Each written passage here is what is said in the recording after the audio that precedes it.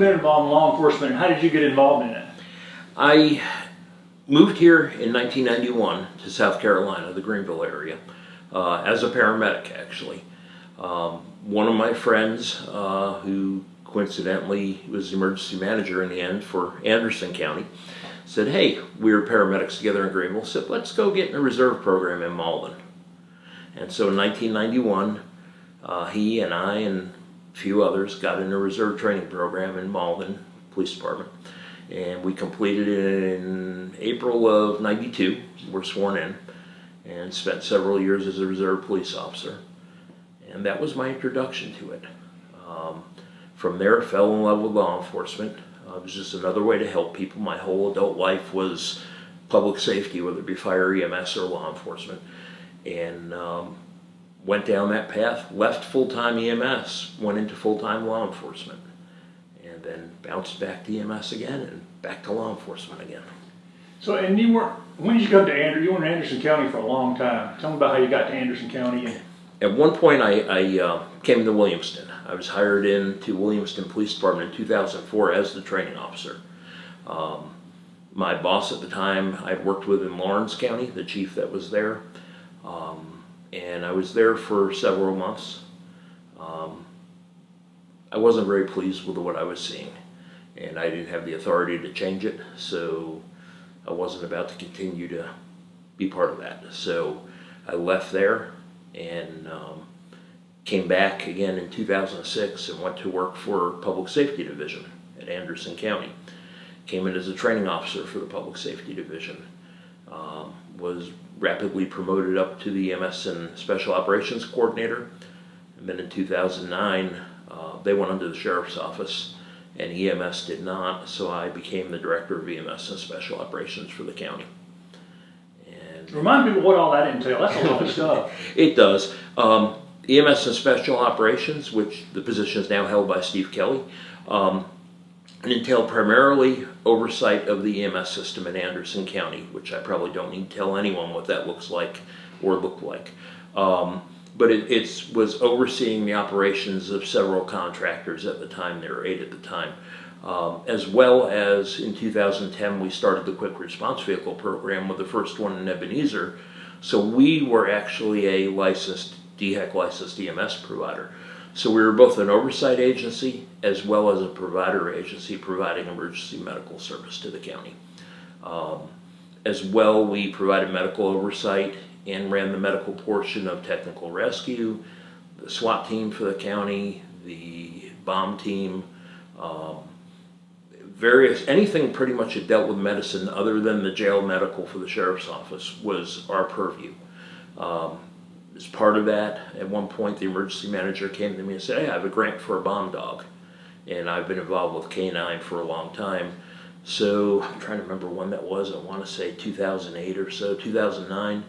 I got a bomb dog assigned to me. And so that became our purview under the EMS Special Operations Division. So I worked one and then retired that one, wound up working another one, and when I left the county, I bought the dog from the county. Left the county in 2017. You worked for the county for a long time. Yes, sir, 2006 through 2017. And then how did you end up going from there over here to West Pelzer? Well, during the entire time with the county, I've been a Class 1 or a full police officer since 1995.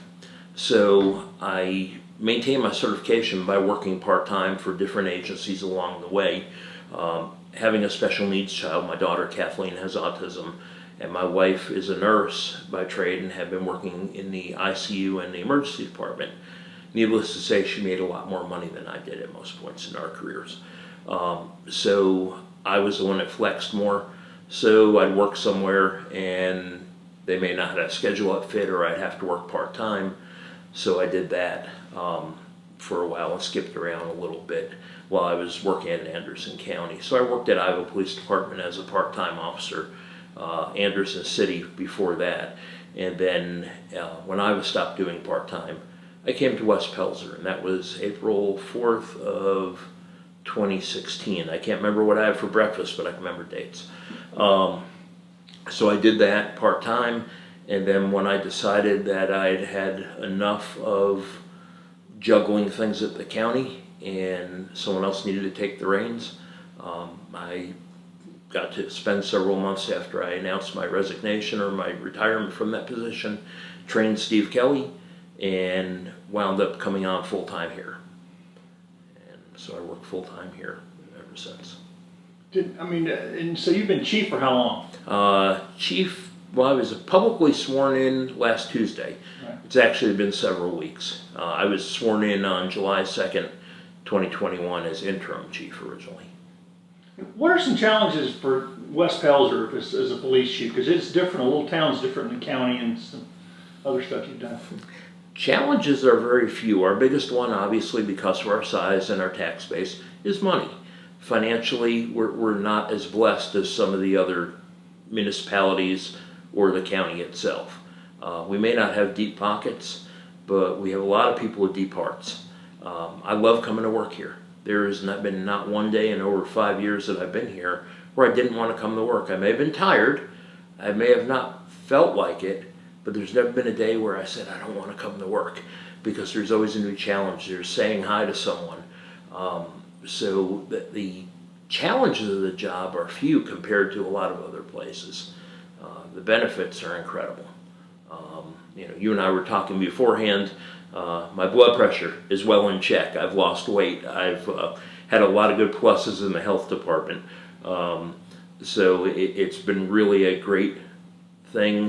We have a, call it a front porch attitude or mentality around here, and I think the mayor uses that a bit, where we want it to be the place where people drive by and see their neighbor, and I consider them all my neighbors, even though I don't live in town. I consider everyone here my neighbor and my friend. And there's some people that don't like us some days because we're in a job of law enforcement. Part of the job of law enforcement is doing some unpopular things. The other part of it is public safety. And so the other day I went on a call, we gave Narcan to someone who wasn't breathing, and he's alive and with his family now. And it was accidental, it wasn't even a drug abuser. So I had a baby choking, went and took care of that. So we have a lot of opportunities to do good for the community in everyone's eyes, rather than being seen as just the guys that are writing tickets or arresting people in the stereotypical what a cop's job is. What kind of calls do y'all get mostly? I mean, what are the average kind of calls for somewhere like West Pelzer? I'm just curious. People walking around and looking suspicious. Suspicious maybe they don't know them. Suspicious maybe they're up to no good or carrying a generator down the street or something that certainly would look suspicious. Shoplifting at some of the retail establishments. We have some little bits of vandalism here and there. We've got some drug activity. Very little of it is in town. A lot of it is transient, whether it be coming from a next town over or because we're Highway 8 here, while it's only a 2-lane road, Clemson game days, you'd think it's 85.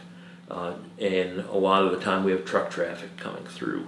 A lot of people use this route between here and Easley or Greenville and Easley if they don't want to bother with the Southern Connector or even going up 385 to 85. So a lot of what we have going on is coming through town. It's not really town initiated. And I think a lot of that is because we're here. We see some of the other communities where they have the sheriff's office who does a great job, but they're few and far between. They can only do with what they have. And so we do a reasonably good job of keeping the crime down, and we try to. And Mayor Sanders has done a good job of building this into a walking town, a small walking town, even though you're on a highway that's pretty busy. Remind people why the speed limits are so slow to going through here. Well, look at Gray Funeral Home, Gray Mortuary. They recently, or in the past year and a half, I guess, lowered it to 25 from 35 there. Their parking lot for whether they have visitation or a funeral is across the street. So we have people crossing the street, and mind you, if they're at a visitation or at a funeral, their mind's not in the game to cross that street anyway. So we try to keep an eye on that, and we try to get out there and either direct traffic or sit there with our lights on just to have a presence so people say, I might get a ticket here. Not that that's our aim, but hopefully we stop them from going too fast before they do that. We have the same thing, Milltown Cafe. the exact same thing. Their parking is primarily across the street. They do have a parking lot next to them. We have the hairdressers here. They share parking lots with other people. And we have a town, like you say, that people like to walk around. I see every morning when I come in, I start work about 8 o'clock in the morning. I'll see council people. I'll see people that just live up the road, walking, getting exercise on the sidewalks, walking their dogs, out with their kids. They come to Chapman Park and play. And we need people to slow down and be careful while it is a primary route, or at least a busy secondary route to get to somewhere else. It's our hometown Main Street. And we want to keep it where if I never have to do another accident report for someone getting hit by a car, I'm going to be very happy. And unfortunately, that does happen. When you were growing up, if somebody had told you one day you're going to be police chief of a small town in South Carolina, what would you have told them? I didn't dream it. I didn't dream South Carolina. In case anyone hasn't figured out from the accent, I'm not from around here, as they say. I'm a New Yorker, one of them. I've been here for 30 years, so I think I earned a little something there. But I was raised in the suburbs of New York City. We just celebrated the 20th anniversary of the destruction of the Twin Towers. And I watched those buildings go up literally 20 miles from my backyard. If you went on the hill behind the house where I grew up, you could actually see the tops of the buildings. So on a clear day. So I never envisioned that. Growing up, I think I wanted to be an Air Force pilot, then a commercial airline pilot. When I was in 4th grade, my dad became a volunteer fireman because either he or my mother accidentally set fire to the stove. And he said we were in a very rural area of New York State, just outside New York City. And he didn't want to not know what to do if it ever happened again. So that started the public safety role. I used to go down on calls with him. You'd respond in your own car as a volunteer fireman. And I'd wait in the car or sit on the engine and watch, and became a junior fireman when I got the right age and went down that path. And now here I am. South Carolina was nowhere on the radar until 91 when I was looking to get out of New York City, not pay over $1,000 for a month for rent in the late 80s. It was unheard of, but up there it's normal. And now I wouldn't go back no matter what you paid me. And so public service, you've been doing it your whole life, and Yes, basically sir. Between with your dad and now. Yep, absolutely. I think another thing a lot of people know you from is Special Olympics. Yes, sir. Talk about how important that is to this area, and you talked a little bit about why you've been involved in it. Just talk about why Special Olympics is such an important part of our community. Well, we have a very large population. I don't know the right numbers now. A few years ago, well, probably going back 5 years, we had over 33 or 3,500 special needs kids, if you will, or young adults in the community, in the Anderson community. We have a large Special Olympics program. Unfortunately, COVID has all but ceased what we've been doing. And as I said, I have a daughter that's autistic. So I volunteered with Special Olympics even before that. When I was in my late teens up in New York, I volunteered helping with communications at Special Olympics. So a friend of mine, we were all into ham radio and communications, so we helped with it then. Never thought I would be this engrossed in it. But it's important because there's people, whether it be my daughter or anyone else, that need our help because they can't do for themselves. At the same time, they could do a lot more than people give them credit for. So there's a balancing act there, but a lot of it is enabling. A lot of it is sharing the word that just because you have a disability, it's not an inability, it's a different ability. And that's the key there. If you notice on my desk, you'll recognize that picture. I haven't put it in the frame yet, of Radio, and he was a terrific friend. My daughter, when I worked for the county, went to the Special Populations program down there, and Radio was right there with her. And I go down there and bring the dog when I was working the dog for the county and volunteer time. My wife and I both volunteer with Special Olympics Medical, both on all three at the county level, the state level, run the Special Olympics medical team there, and the USA level. So we've been to a few different statewide or nationwide competitions throughout the country. And I was kind of hoping to go to Orlando in 2022, but we'll see if that pulls off or not. But Special Olympics is if I could do that for a full-time job, I would do it. If I could do it for free, I would do it. Unfortunately, I have a mortgage and a few other bills to pay.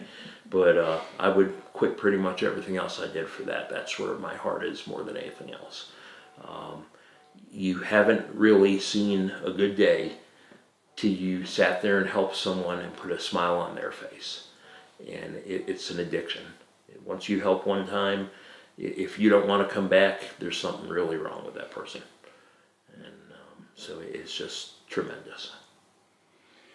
You've been here a pretty good while now, West. People have gotten to know you. How can people who live here help you do your job better here in West Pelzer? Keep us informed. Reach out to us. When you see us going by, it's a cop. No, don't do that. Wave to us. I've got got one more guy coming on board on the 27th. Just hired another one the other day to replace me from moving up. And we all have the same mindset that we're part of the community, the public's part of the community, we are the community, and we want to be ingrained in the community. We want to make sure that people aren't afraid to approach us. We've changed uniforms. I'm wearing my nice white shirt today, but instead of the green tactical look we had, everyone's in a typical blue work pant with a blue polo shirt now. We don't need the shiny badge. Yes, they have a badge embroidered, but we wanted something more approachable. And what I did is for the first few weeks of being interim chief, I had a friend make me up with a shirt like that. I just started wearing it. I didn't tell anyone anything. The mayor saw it and fell in love with it. Kid working at 7-Eleven said, I like that. That's more approachable. What more do you need than a teenager say that's a nice uniform? They really don't care about us in the way you normally think. So kind of without saying anything, let the people make up their mind. I've had people on the older than me and people way younger than me, and everything's been positive about that change. So they can really help by just trying to accept us in, which they do. I mean, I've never felt more welcome. During the height of some of the racial tensions going on through some of the things that have gone on over the past few years, I've had more people of any race come up, give hugs, kind of standoffish with COVID. But you know what? I'll take my chances if I'm going to get a hug from a citizen saying thank you for what you do. And get hugs, handshakes, thank you for what you do. You're sitting there, they want to go in and buy a water at 7-Eleven or do whatever. I've never felt more welcome in a community, and everyone that works for me and worked with me prior to me becoming chief has always said that. This community, my wife wants to pick up and move today. A little harder than that to sell a house, but I'd be absolutely open to that. So I could see retiring here. Okay, tell me about this new program we're talking about here. Okay, and what it is, it's for special needs. We started with autism because that's my closest thing to my heart because of my daughter. And so it's an autism response alert program. And actually it was spearheaded by David Green, who's the chief at Welford Police Department. He and I are very good friends. And we talked about autism and talked about special needs. He knows my love. And so they started this in Welford. And I said, I want to bring it here. And I've been trying to for months. And now I have the ability to start whatever I want, pretty much. So what it is, there's really three parts of it. One is training the officers to recognize people on the autism spectrum. We know that there's been good and bad instances throughout law enforcement, fire, EMS, teaching, wherever. Any walk of life, there's problems and there's good and bad everywhere. But a lot of it is misunderstanding. And the biggest problem with autism is it's a lack of communication ability. My daughter used to have terrible tantrums. It wasn't that she was a bad kid. She couldn't talk. She was actually diagnosed as, we were told by 18 she'd be institutionalized and never speak. And one guy, one of the early interventionists said, you wait, you'll be telling her to shut up one day. Guess what? And she has a job. So getting back to this though, communication is a big thing. So when you can't communicate, just like any other small child, they'll lash out. So that's where a tantrum comes from. And so it took us a long time to figure that out. So we wanted to train the officers how to deal with that. Also how to understand the different behaviors that those on the autism spectrum have. The lack of eye contact, the lack of having handshakes or hugs, the things that most kids would come up here, typical kids may come up and want to hug the police officer. The autistic kid may not want to, or he may back into you. That his hug may be his back end. Excuse me, let me silence that. Sure. So we'd have that and go through the training. And I have a agreement with Florida Institute of Technology. They have the Scott Center for Autism down there, and they're offering us the training for free online. So we got hooked up with that. Getting all of our people have gone through that except the newest one. He's got to go through it. And they get a certificate at the end that will count towards their recertification training as well. It gives them a really good, I looked at several programs, and this is the one with my experience that I thought was best. And so we went through that and continuing to send people through that, and we're going to develop a refresher so the officers know what to expect as best you can. And then the next step is to try and introduce the officers, and we want to bring public safety in. We want to bring the fire department in. We want to bring EMS in as this EMS system settles down and becomes more part of the community, and include everyone. And have a day where we'll be able to meet everyone. It may not be a whole big event. It may be going to John's house, Mary's house, Susie's house, because again, big groups are not always good with people on the autism spectrum. But we also want to do a special needs day. So we want them to learn about us and meet us on a good day, on a happy day, when they could say, these are my friends. So that way, if and when tragedy strikes or a crisis is occurring, then it's like, oh, there's my friend Scott. Not, oh, there's a police officer with a gun and a badge and he looks scary. I mean, I'm a pretty big boy. I look scary on every day. But still, we want them to be welcoming to us, and we want to be welcoming to them. The other thing we did is we have these stickers we came up with. And it's to be put on the front door or the main door of a home. So that way, it will hopefully drive our mindsets and eventually fire and EMS to saying, we need to change our mindset going in here. It doesn't mean you're not on guard. It doesn't mean that if we get a call for a shooting, we're not going to go in without guns or anything. But we're going to be more open to that there may be someone on the autism spectrum in there that we may have to treat a little differently. We may have to be more understanding, and hopefully we can head off a terrible secondary crisis from happening because we weren't aware that someone was in there on the spectrum and may turn their back on us, may yell and scream for seemingly no reason, or have any of those other behaviors. We want to make it so there's a positive outcome. Our goal in every interaction is a positive outcome. My goal when I make a traffic stop is to have you say thank you in the end. Not for getting the ticket or the warning, but because hopefully I've treated you like I want to be treated. And that's one thing I instill with all of our people. Golden rule. We live by the golden rule here, and treat other people like you want to be treated. And this seems to be at least somewhat along the lines of what people nationally are calling for with law enforcement, is to be more understanding about, special populations when you respond to somebody. Right. It's not, everybody's not the same. Exactly. So you're all moving in that direction. Exactly. And I guess because I live it, it's so much easier. But your goal is to make sure that the folks here are trained to at least have as much information as possible going in to make those decisions. Exactly. Last thing we want is confrontation, injury, death. We want, if we never have to do anything but say hello to people all day, that's a really great atmosphere to be in. I'd rather we'd be the people that hold doors for people and help them cross the street and give them directions. I mean, what more can you want in the end, and help for the medical emergencies? That's another road we're going down here. I'm a paramedic. I have two guys that are certified EMRs, emergency medical responders. One of them wants to go to EMT school. I'm going to get them through EMT school. My goal is when you dial 911 and we show up, we can do something. We may not be able to solve the entire problem, but we'll know who to call, we'll know how to start treatment, we'll know how to start putting the fire out and do everything. I'm a volunteer firefighter here. They kind of wrote me into it knowing I've been a firefighter for all these years.